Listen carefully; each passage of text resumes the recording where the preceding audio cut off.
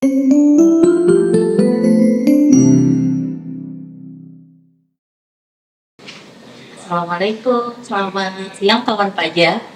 Hari ini Trida Live langsung dari KPP Penanaman Modal Asing 3 di Kalibata, persembahan dari KPP PMA 3 untuk kawan pajak semua.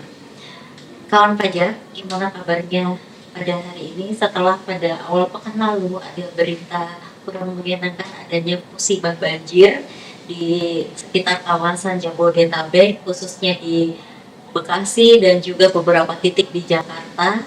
Semoga kami doakan banjirnya segera surut dan dampak yang ditimbulkan juga dapat segera teratasi. Baik kawan pajak, untuk agenda siang pada hari ini bersama saya Desi dan juga tim penyuluh dari PMA 3 yang akan menjadi narasumber yang akan membahas mengenai peraturan-peraturan pajak terkini. Ada Ibu Astriana Widya Wirasari dan juga Bapak Susmawardana yang akan membahas tentang MK 81 yang telah terbit tahun lalu mengenai ketentuan perpajakan dalam rangka pelaksanaan sistem inti administrasi perpajakan atau biasa kita sebut KORTEK. Nah, yang telah berjalan per tahun 2025 ini. Nah, untuk agenda kali ini kita mengkhususkan di pemindah bukuan dan juga permohonan kelebihan pembayaran pajak yang seharusnya tidak terutang, yang sebelumnya disebut di PMK 187, tapi ada pembaharuan di PMK 81 ini yang berlaku di awal tahun ini. Tentu saja kawan pajak sudah tidak sabar. Kita akan bahas langsung apa sih perbedaan dari PBK pemindah bukuan, biasa kita sebut PBK, dan juga permohonan pengembalian kelebihan pembayaran pajak yang seharusnya tidak terutang ini. Untuk itu kita langsung saja kepada narasumber kita, ada Bu Astri dan juga Mas Sukman yang sudah biasa dengan kawan pajak semua. Baik Bu Astri, kita pertama kali akan membahas mengenai pemindah bukuan. Apa saja sih yang baru ini? Ya, baik, selamat siang kawan pajak semuanya. Selamat siang Mbak Desi, Mas Sukma juga. Ya. Baik Mbak Desi, pada pertemuan kali ini kita akan membahas terkait PMK 81 ya, khususnya mengenai permohonan pemindahan bukuan dan juga permohonan pengembalian kelebihan pembayaran pajak yang sudah terutang. Jadi tadi Mbak itu disebutkan ya, benar PBK itu memang merupakan permohonan yang paling banyak nih yang diterima oleh KPP, mungkin sekitar 50% ya permohonan yang masuk itu terkait PBK. Nah, terkait implementasi PMK 81 dan juga implementasi KORTEX ya, memang ada ketentuan yang cukup fundamental ya yang mengalami perubahan. Jadi kita harus sampaikan di sini. Dan nanti juga di sini kita nggak sekedar membahas PBK ya, tapi kita juga membahas terkait pengembalian kelebihan pembayaran pajak yang sudah terutang yang dahulu dasar hukumnya itu adalah PMK 187. Ya. Jadi ini sangat erat kaitannya seperti itu. Nah, sebelum kita membahas terkait pemindahan bukuan, kita ada baiknya kita pelajari dulu nih bagaimana sih proses pembayaran terkait penerapan KORTEK ya, karena akan mengalami perubahan seperti itu ya. Selain ada aplikasinya, ini juga ada peraturannya ya. Betul ya. Jadi sebagaimana dibahas di pasal 101 dan pasal 102 ya, mengenai pokok-pokok perubahan dari PMK 242 ya, bukan diatur pembayaran di PMK 242, sekarang sudah mulai perubahan dibahas di PMK 81 ya. Jadi pembayaran ke kas negara ya, kita wajib bisa melakukan pembayaran melalui layanan atau kanal pembayaran yang disediakan oleh collecting agent ya, sesuai ketentuan peraturan perundangan yang berlaku. Nah, ini wajib pajak bisa melakukan pembayaran ya, menggunakan NPWP wajib pajak yang melakukan pembayaran ataupun penyetoran yang telah dipungut atau dipotong dengan ada 3 sarananya nih ya. Yang pertama adalah SSP, surat setoran pajak.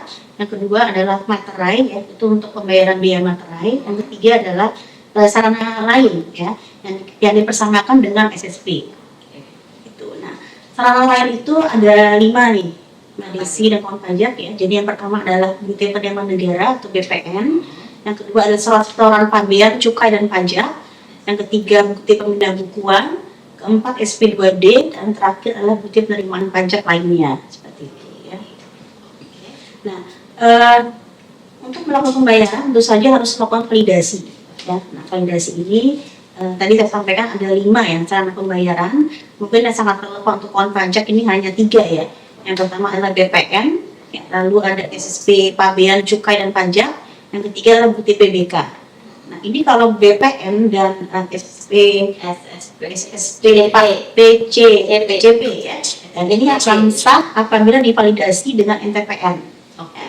Dan pembayaran itu diakui yaitu pada tanggal bayar yang tertera pada bukti penerimaan negara itu. Lalu yang satu lagi yang terkait juga dengan kawan pajak ya, itu adalah bukti PBK. Ya, bukti PBK itu akan sah apabila ditandatangani oleh pejabat berwenang dan diakui pada tanggal yang tertera pada bukti PBK.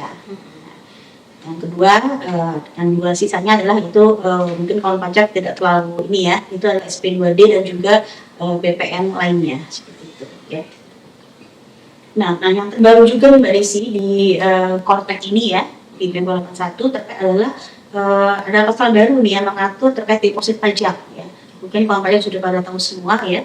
Jadi nanti deposit pajak itu seperti sarana untuk melakukan pengisian saldo ya, saldo pembayaran pajak juga ya. Dan ini bisa diisi dengan melalui 3 mekanisme ya. Yang pertama adalah melalui SPN ya, sistem penerimaan negara secara elektronik ya, atau bentuknya mungkin seperti kita membuat billing biasa seperti itu ya. Tapi bentuknya deposit. Ya. Lalu kedua adalah melalui PBK. Ini bisa diisi juga melalui dengan PBK. Dan ketiga adalah bisa diisi deposit pajak tersebut dengan sisa kelebihan pajak atau sisa imbalan bunga. Oke, berarti bisa dimasukkan ke deposit ya, kalau tidak dicairkan. Ya, jadi misalnya kan Anda tuh pembayaran pajak, wajib pajak nggak mau masuk ke rekening nih bisa nih, tapi dimasukkan ke deposit. Ya, jadi suatu pilihan. Nah, deposit pajak ini penggunaannya ya, ketika sudah ada dananya di deposit tersebut, ini kan mau digunakan kan untuk membayar atau melakukan pengetoran pajak. Nah, ini penggunaannya dilakukan dengan mekanisme pemindahan bukuan seperti itu ya. Nah, lalu bagaimana tanggal pembayarannya nih ya? Jadi kalau misalnya untuk sistem penerimaan negara secara elektronik, tanggal pembayarannya diakui pada saat tanggal bayar pada BPN. Ya. Lalu untuk PBK diakui pada saat tanggal bukti PBK, dan untuk sisa kelebihan pajak atau sisa imbalan bunga itu tanggal pembayaran diakui pada saat tanggal terbit SKP KPT. Seperti itu. Awal deposit yang tanggal bukti PBK atau tanggal yang terbit SKP KPT. Ya, seperti itu. Baik Bu, tadi kan sudah disampaikan bahwa wajib pajak dapat melakukan pembayaran melalui deposit yang dilakukan dengan PBK ya Bu. Berarti ini ada sesuatu yang baru nih ya. Ketentuan sebelumnya di PMK 24 juga belum ada mengenai pembayaran tadi. Nah, apalagi yang harus dicermati oleh kawan pajak semua dalam mengajukan permohonan PBK ini terkait hal tersebut? Ya. Jadi ini banyak sekali yang berubah ya seperti itu ya. Jadi untuk pemindah bukuan itu kan bisa permohonan ataupun secara jabatan. Ya mungkin yang berkaitan dengan wajib pajak kita bahas saja yang terkait permohonan ya. Jadi permohonan itu bisa dilakukan PBK hanya atas 4 hal untuk Kortek ini ya. Yang pertama adalah PBK untuk deposit pajak. Ya. Kedua adalah PBK atas PPh atas pengalihan hak atas tanah dan atau bangunan yang belum dilakukan validasi ya, belum dilakukan penerbitan suket seperti itu. Yang ketiga adalah pengetoran di muka biaya materai yang belum digunakan untuk menambah saldo deposit pada mesin teraan materai digital ya. Dan yang keempat adalah jumlah pembayaran yang lebih besar daripada pajak yang terutang. Nah, untuk yang poin 4 terkait jumlah pembayaran yang lebih besar daripada pajak yang terutang ini diatur lagi nih Mbak Desi. Jadi nggak semuanya bisa dilakukan PBK. Ada syarat dan ketentuan tertentu. Betul. Itu. Jadi yang tadi pemindah bukuan untuk yang kelebihan adanya kelebihan bayar pajak itu kan ada kasus-kasus tertentu ya, kesalahan pembayaran atau kesalahan administrasi. Selain itu ya kan juga melihat kasus-kasus yang banyak PBK sebelumnya yang sudah disampaikan oleh kawan pajak berdasarkan fakta di lapangan itu kayak kesalahan administrasi, kesalahan kode pembayaran atau adanya pembuatan bukti potong salah, kemudian ada pembetulan yang menyebabkan rugi bayar, itu gimana? Ya. Yang ada di Jadi nyambung dengan tadi ya, tadi kan PBK tadi kan bisa dilakukan untuk terjadinya kelebihan pembayaran pajak. Nah, tapi ini harus dicermati ada hal-hal yang menjadi negatif list ya, yang nggak boleh di PBK seperti itu. Ya. Yang pertama adalah pembayaran melalui SSP yang kedudukannya dipersamakan dengan faktur pajak ya. Yang tidak dapat dikreditkan berdasarkan ketentuan pasal 9 ayat 8 Undang-Undang PPN. Ya. Terus kedua adalah pembayaran atas penyetoran biaya materai ya, dalam rangka pendistribusian materai elektronik ya, kepada badan usaha yang kerjasama dengan Perumdi dan juga penjualan materai tempel yang dilakukan oleh PT Pos Indonesia Persero ya, itu nggak bisa dilakukan PBK. Terus yang ketiga adalah pembayaran pajak yang kode billingnya diterbitkan oleh sistem billing selain yang diadministrasi oleh DJP, misalnya untuk pembayaran billing biaya cukai ya, itu tidak bisa dilakukan PBK. Gitu. Nah ini yang paling sering ya, mungkin nanti kawan pajak akan sering alami adalah yang nomor 4, 5, dan 6 adalah yang nomor 4 adalah pembayaran pajak yang dianggap sebagai penyampaian SPT massa. Sudah disampaikan, ada kayak contohnya pembetulan bukti foto ya, atau sebagainya. Ya. Nanti saya jelaskan nih kenapa ini nggak bisa ya untuk SPT massa. Lalu yang kelima adalah penyampaian pajak sebagai satu kesatuan dengan penyampaian SPT. Itu juga nggak bisa. Lalu yang keenam adalah pembayaran pajak yang sudah diperhitungkan dengan pajak terutang dalam ketetapan-ketetapan, misalnya STP, SKPKB, surat beratan, ya, putusan banding dan sebagainya, yang menyebabkan jumlah pajak yang masih harus bayar bertambah. Begitu. Ya, jadi ini harus dicermati oleh kawan pajak kalau ini tidak bisa dilakukan PBK. Begitu ya.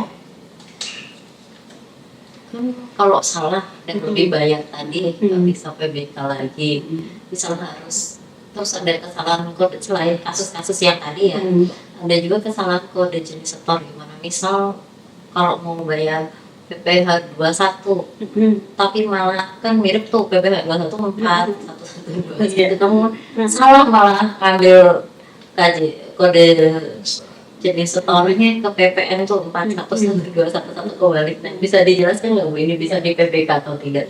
Jadi Mbak Desi, jadi dalam sistem konteks ya, sebenarnya kesalahan-kesalahan ini akan minimalisir sekali ya, karena nanti dalam sistem konteks ini ya, jadi pembayaran itu SPT baru bisa dilaporkan jika kita dilakukan pembayaran, dan itu sistemnya itu dalam satu rangkaian ya, jadi ketika wajib pajak melakukan pay and submit itu nanti pembayarannya akan terkait dengan SPT yang bersangkutan ya. Jadi tidak seperti sistem yang sekarang ya, bahwa sebelumnya ada beda kan ya.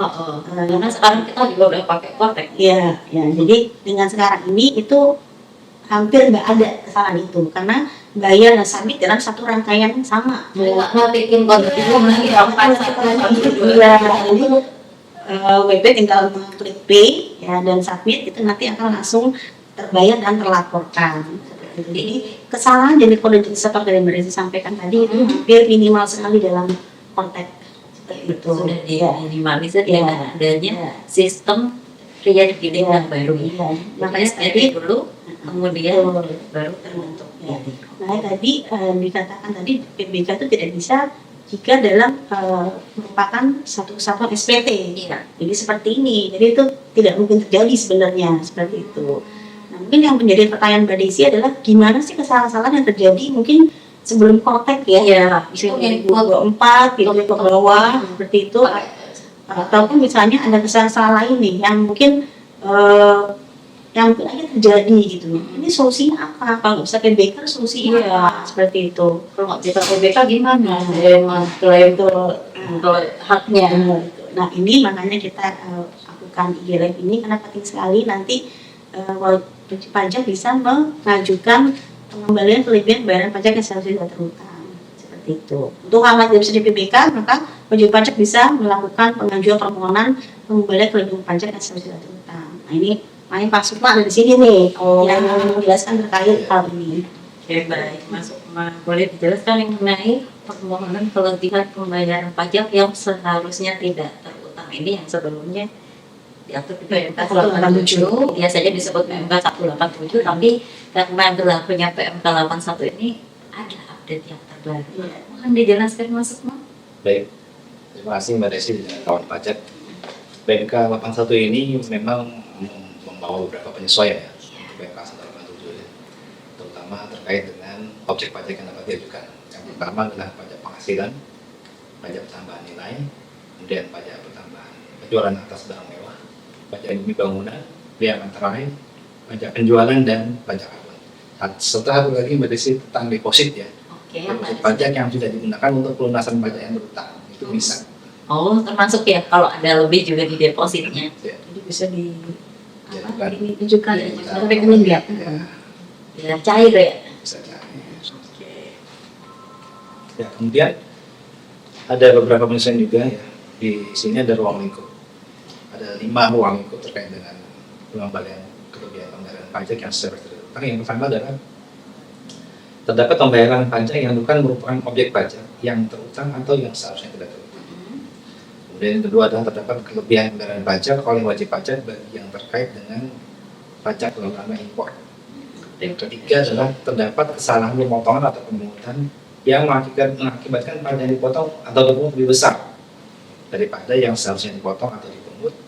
Dan yang keempat, terdapat kesalahan pemotongan atau pemungutan yang bukan merupakan objek pajak atau subjeknya itu bukan tidak harusnya dipotong gitu. Dan yang kelima adalah terdapat kelebihan pemotongan pemungutan pajak penghasilan terkait dengan penerapan P3B atas subjek pajak luar negeri. Oke, kan tadi dibahas sama Bu Astrid sebelumnya kalau ini kan sistem baru ya, Kortek ini kan menurut PMK 187, PMK 81 sebagai dasarnya. Nah, kalau kesalahan kode jenis setor terkait pembayaran yang telah dilakukan oleh kawan pajak di tahun sebelumnya, itu tahun 2024 ke bawah, berarti masuk ruang lingkup yang pertama tadi yang disebutkan Mas Sukma, yaitu terdapat pembayaran pajak yang bukan merupakan objek pajak yang terutang atau seharusnya tidak terutang ya. Iya benar Mbak Desi ya, jadi terkait tadi ada kolesterol yang salah gitu ya, tapi belum diperhitungkan dalam SPT, itu bisa masuk ke dalam poin yang pertama, yaitu pembayaran pajak yang bukan objek pajak atau yang seharusnya tidak terutang. Yang pertama itu adalah ada 5 jenis ya untuk case ini. Yang pertama adalah pembayaran pajak yang lebih besar daripada pajak yang terutang tadi. Misalnya ada SSP bayarannya double 2 kali gitu ya. Jadi atas pajak yang terutang itu 100 juta dibayar dua billing 2 kali ya, 100 juta dibayar lagi, kemudian dibayar lagi 100 juta, itu bisa masuk ke sini. Kemudian yang kedua adalah pembayaran pajak atas transaksi yang dibatalkan gitu ya. Yang ketiga adalah pembayaran pajak yang seharusnya tidak dibayar. Yang keempat adalah pembayaran pajak dalam rangka pelunasan sesuai dengan pasal 44B Undang-Undang Kopi terkait dengan penghentian penyidikan. Kemudian yang berikutnya adalah penyetoran di muka biaya materi yang belum digunakan atau masih tersisa.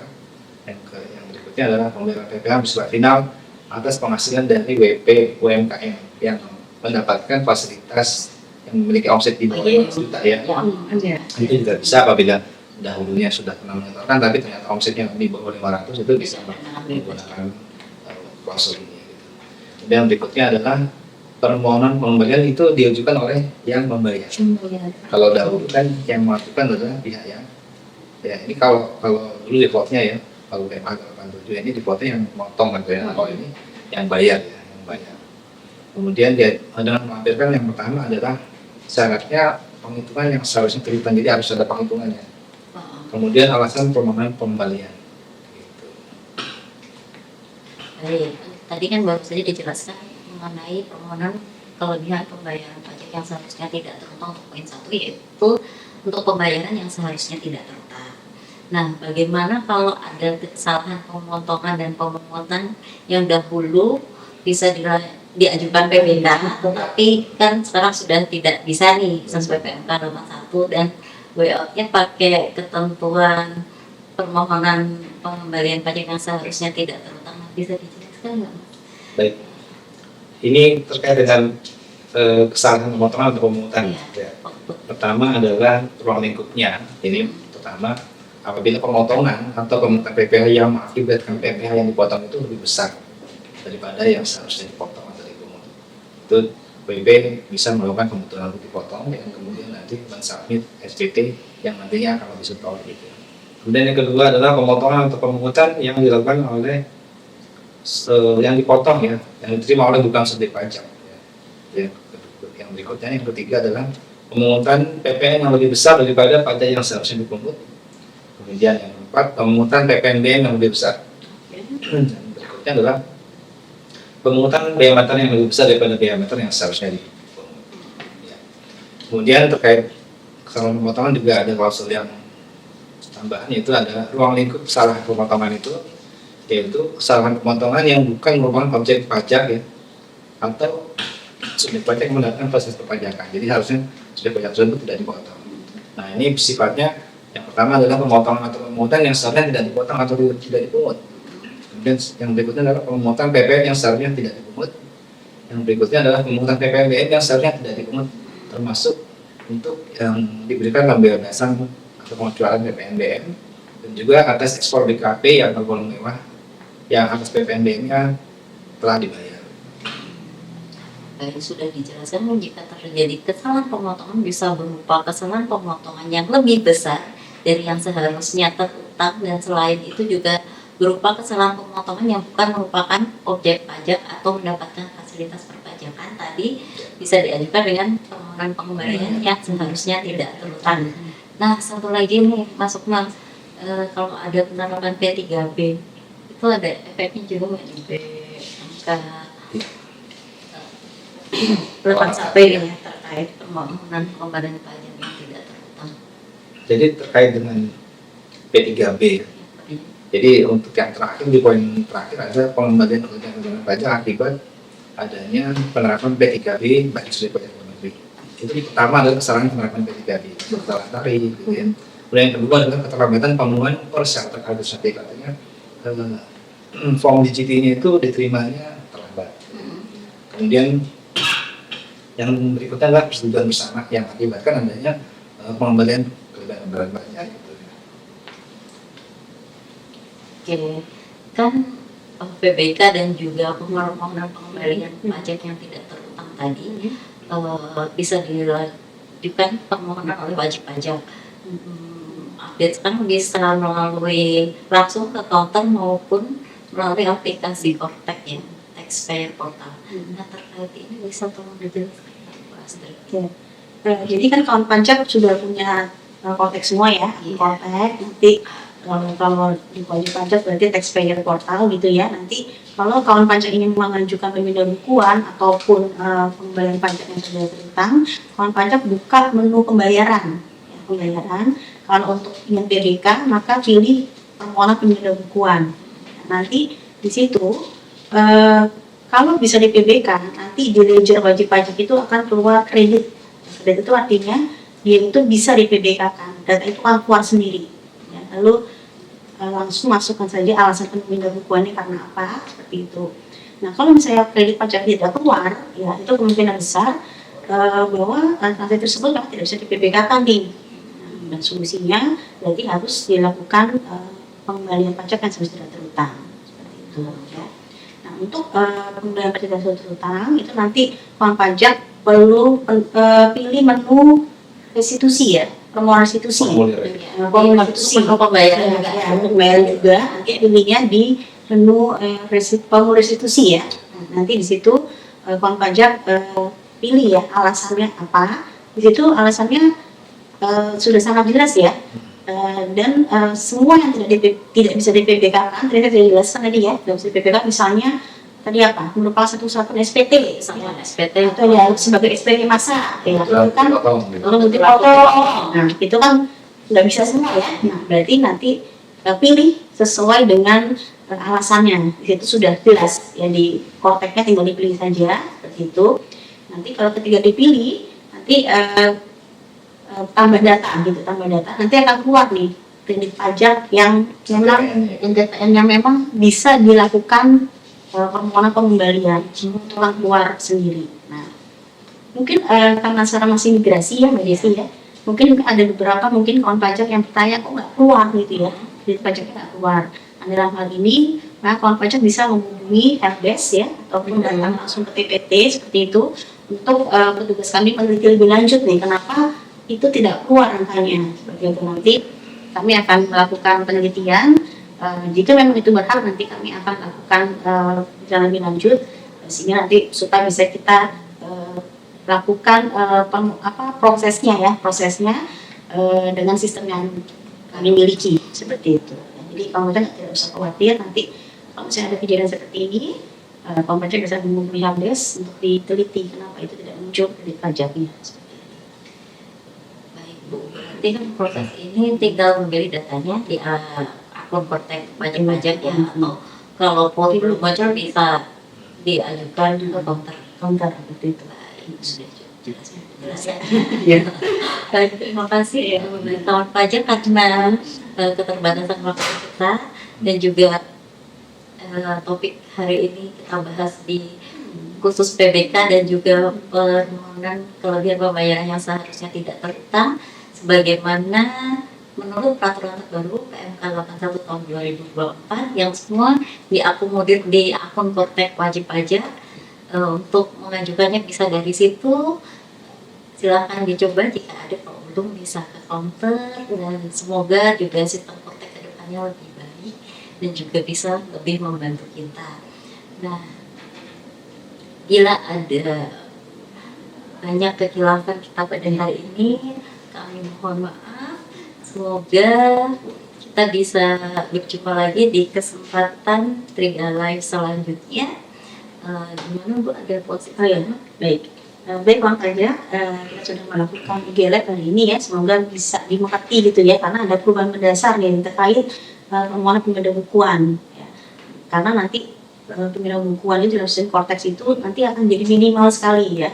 Jadi permohonan yang begitu banyak yang waktu dahulu wajib pajak sering sekali mengajukan PBK nanti akan menjadi minimal. Karena kenapa? Karena sistem Kortex telah mengunci ya, karena tidak akan jadi kesalahan-kesalahan seperti misalnya kesalahan dalam SPT ya, karena nanti SPT itu akan satu rangkaian dengan PN submitnya, jadi kemungkinan untuk kesalahan kode jenis tertentu mungkin tidak akan ada lagi gitu, seperti itu. Nah, tapi mungkin makanya juga nanti akan ada kesalahan-kesalahan lain ya, itu nanti wajib pajak hal-hal yang tidak bisa di cover ya di PBK, nanti kalau kita bisa mengajukan melalui mekanisme pembayaran pajak seharusnya tidak terutang. Oke. Dan lalu nanti misalnya pajak memiliki kendala seperti itu yang bisa sampaikan kredit pajaknya tidak muncul, ya bisa menghubungi helpdesk ataupun TPT, KPP, PMA3. Seperti itu. Oke, baik. Terima kasih Bu Astrid closing statement-nya. Semoga Kortek semakin membaik dan juga kewajiban perpajakan kawan pajak semua dapat dilaksanakan dengan baik dan tepat waktu. Selanjutnya saya menyampaikan pesan sponsor bahwa ini udah bulan Maret untuk wajib pajak orang pribadi diharapkan segera melaporkan SPT tahunannya untuk tahun pajak 2024 masih menggunakan DJP online. Jadi segera dilaporkan saja karena kan akhir bulan juga lebaran besok long weekendnya panjang itu, jadi diharapkan segera sebelum sektor padat dan juga lebaran ya. Baik, terima kasih sekali kawan pajak atas partisipasinya dalam sesi Triga Live kali ini. Terima kasih dan juga kami menghaturkan undur diri dan sampai jumpa di sesi Triga Live selanjutnya. Assalamualaikum warahmatullahi wabarakatuh.